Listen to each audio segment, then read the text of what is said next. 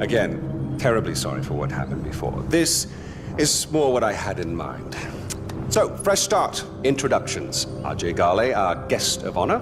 Paul, our very gracious host. The little monkey, whose name I still don't know. And I, of course, Pagan Min. Ubisoft did a great job in the story of this game, making you question every character's motives in the end. Even after everything is laid out in front of you, it's not easy to determine who has the best interests at heart for Kyrat. What I know for sure is that Pagan Min isn't truly the ultimate villain in this game despite his actions. Kyrat has a power struggle between three people, and two of them have their own different agendas of what they think Kyrat should be. As we follow AJ and his adventure in the war-torn Kyrat, we discover a lot of things about the rebel leaders and their motives. The people need to see her. It'll comfort them. She's just a child, Sabal, and she's terrified. In this video, we will go deep and dissect each of these characters' motivations on the future of Kyrat and explain why I think Pagan Min isn't truly the villain here. Welcome to Dagesh. I apologize for the Spartan accommodations, but you have been a naughty little shit, haven't you? When you first arrive in Kyrat, AJ is greeted by Pagan killing one of his guards because they shot the bus that AJ was in. The reason why they shot the bus that AJ was in is because AJ is riding a bus full of Golden Path warriors.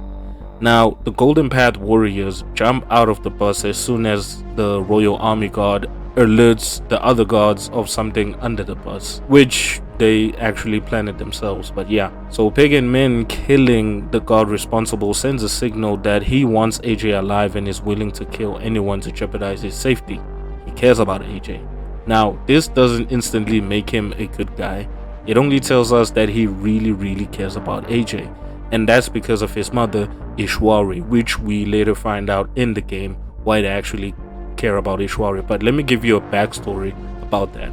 So Ishwari, AJ's mom, and AJ's dad were leaders of the Golden Path. AJ's dad sends AJ's mom, Ishwari, to join the royal army so she could spy on Pagan Min. But things became complicated when AJ's mom and Pagan Min fell in love and had a baby, AJ's sister, Lakshmana. AJ's dad gets mad about this and kills Lakshmana, and Ishwari kills AJ's dad as revenge for killing his daughter, then flees to America with AJ Gale, like as how Pagan Min actually puts it. When your mother decided to flee to the United States with you on her hip. But yeah, so Pagan Min is broken up about the loss of his daughter, as he should, and becomes, as he puts it, a shell of a man. He cremated his daughter and stored her ashes in the temple at his compound. This actually explains why Pagan Min has a very good soft spot for AJ and treats him as his royal guest, as he put it. So we get this backstory of Pagan Min being a ruthless leader, like a really good guy who had a good motives and good leadership to rule Kyrat. But then after the loss of his daughter, he started becoming this shallow whatever dude that we see in front of us because he's broken up inside about the loss of his daughter, and he really cared about AJ's mom, Ishwari. Let's talk about Amita and Sabal, the current leaders of the Golden Path. These two only want to use AJ in their quest to take down Pagan Min. In true right, AJ is the rightful leader of the Golden Path because his father is the former leader. But understandably, AJ is not aware nor care about this. The only reason he is there is to fulfill his mother's wish. He's not looking for any leadership roles, and Sabal and Amita take advantage of this, especially Sabal. The only time when AJ is useful to Amita or Sabal, especially Amita, because when you first actually meet Amita, she's a total bitch, man. I don't want to lie, like she's a bitch. Let me understand. Darpin's dead? And you brought me this? I'm not involved in whatever this is. I'm just looking for Lakshmana. We're in the middle of a fucking war. We don't have time for tourists.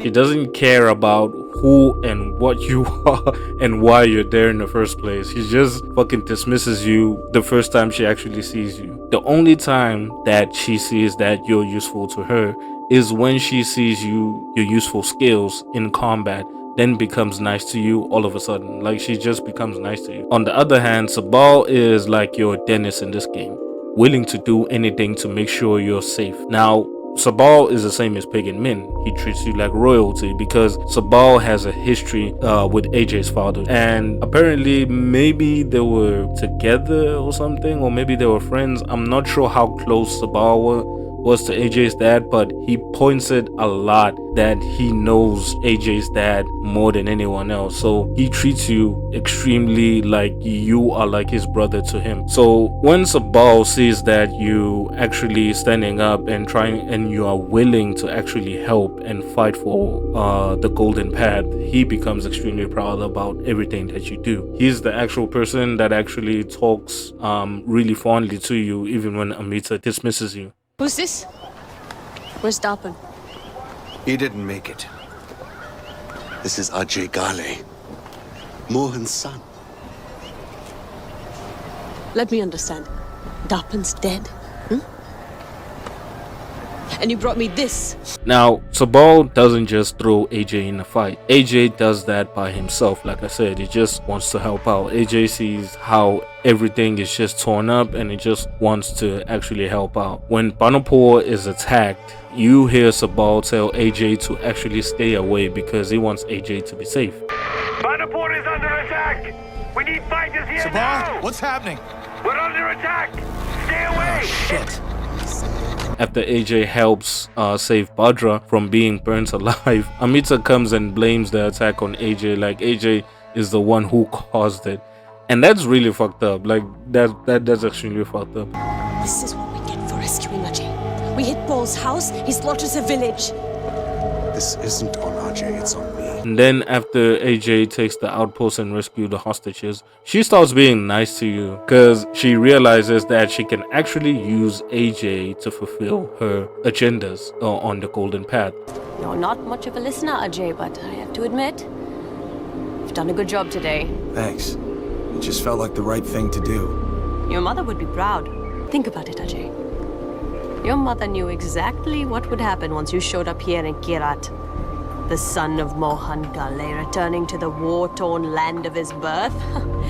Ishwari was a smart woman. And that's when we actually get to see the split between the two leaders of the golden path. And I'll just play the scene and I'll let this lady explain exactly what actually happens. What are they arguing about? Pagan Min soldiers are about to attack one of our camps. Amita thinks our priority should be the information the fighters have gathered. Sabal thinks saving our people is more important. How long have they been at it? Long enough. The argument never changes and their positions never move. Both of them have their own agendas on what to do, and AJ is stuck in the middle. On this mission, for me, the obvious choice is usually Sabal, because after AJ helps the soldiers on the attack or gets the intel from Amita, the intel actually tells another attack that's gonna be happening in a monastery.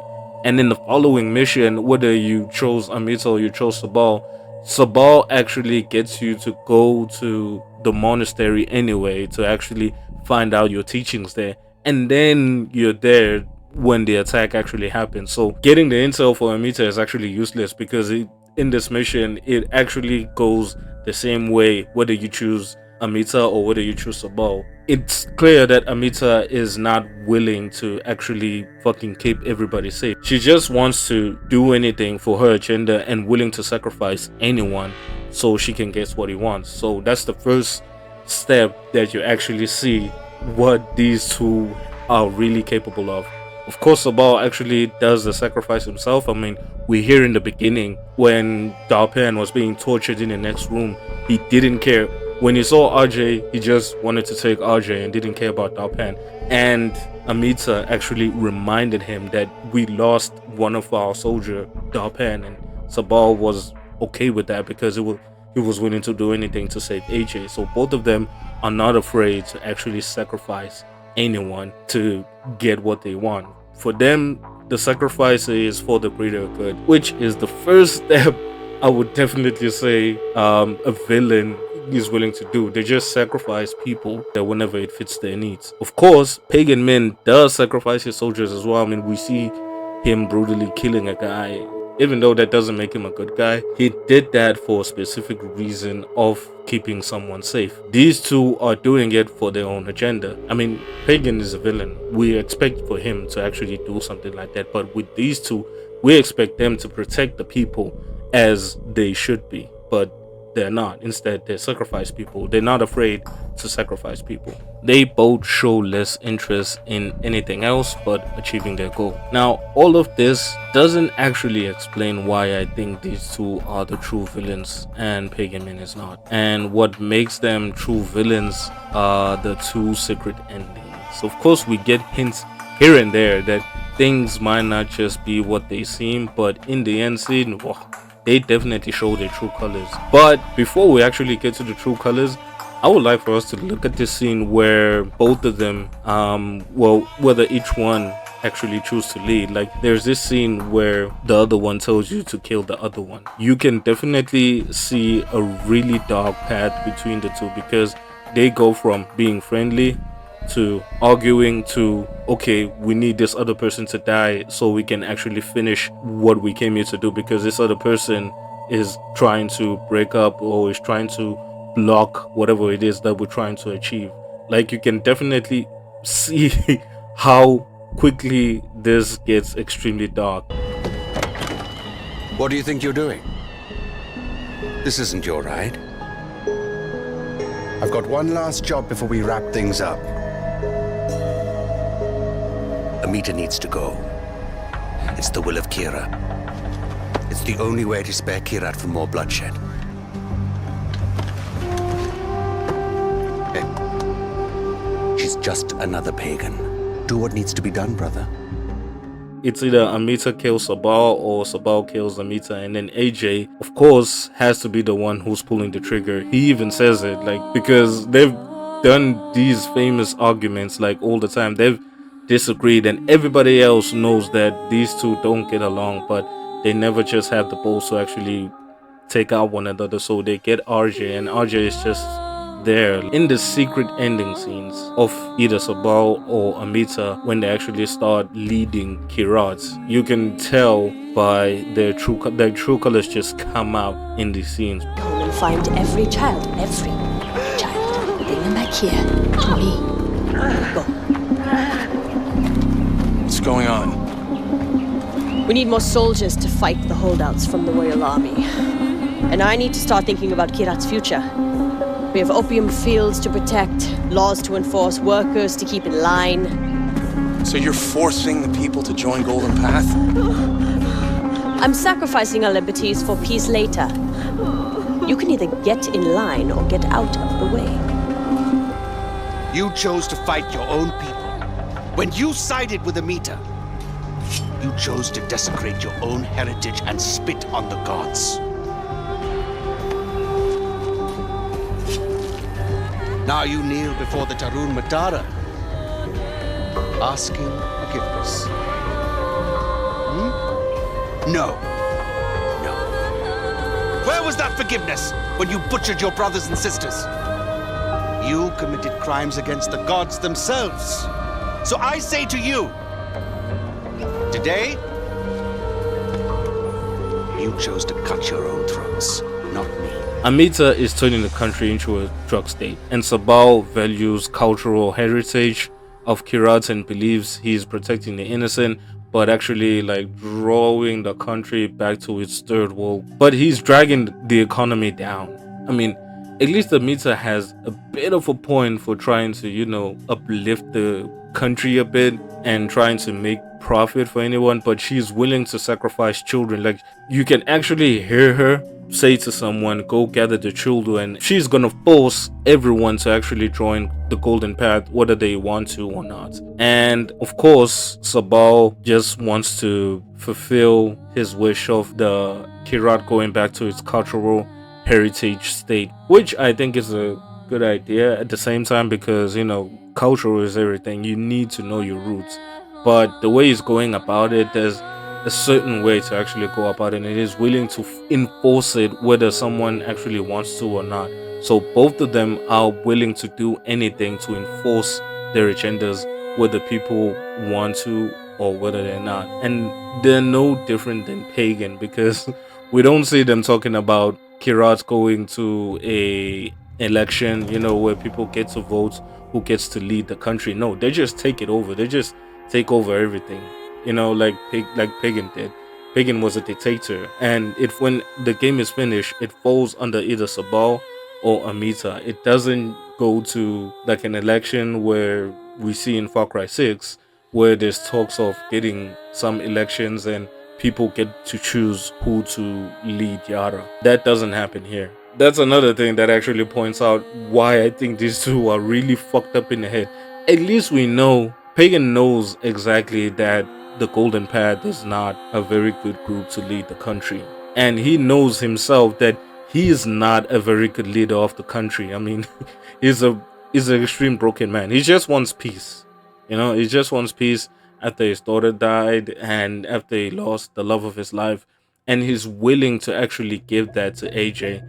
And if we actually sat on the table, like he said, stay right here, I'll be right back, and enjoy the crab rangoon, we could have seen exactly what could have happened. Like, I would actually say we're actually the players, we're the ones to blame as well, because if we actually did exactly what Pagan wants us to do, AJ would have done exactly what his mother wanted him. Like, Pagan would have gave AJ Kyrat, the rightful leader of Kyrat, the rightful person to actually lead Kyrat. So yeah, this paints him as a misunderstood figure fighting against his inner demons while simultaneously trying to forge a path for a better future for Kyrat. And yeah, man, that's what I think. These two fucking knuckleheads, Amita and Sabal, they're fucking bad guys, and I hope I actually made sense a whole lot in this video. I know I was talking a whole lot and this kind of felt juggled up, but I just had this theory. Like, I just played and finished this game and I'm like, I felt extremely weird. I'm like, you know what? Pagan is not such a bad dude at all. You know, he's not like your typical Voss or the father in Far Cry 5. I mean, those are clearly like the bad guys. So yeah, that is my video on these character analysis. And I recently did a review for this game, and this is just a character analysis. I just wanted to share this because I just felt like I needed to share it. But I hope I do more of these character analysis. I just finished playing Far Cry New Dawn, so I think I'm gonna do a character analysis for Mickey and Lou. But yeah, I'm willing to actually do more of these videos in between, and probably keep doing my reviews. And yeah, keep watching my gameplay, guys. I upload my gameplays every single day, almost every single day. I think I'm a bit behind though, but yeah. And catch me on Twitch as well, Max Waxing. The name is there, it should appear on the screen right about now. Catch my name there. Hope to see you guys soon. Anyway, this is me, Max, Screen TV Magic.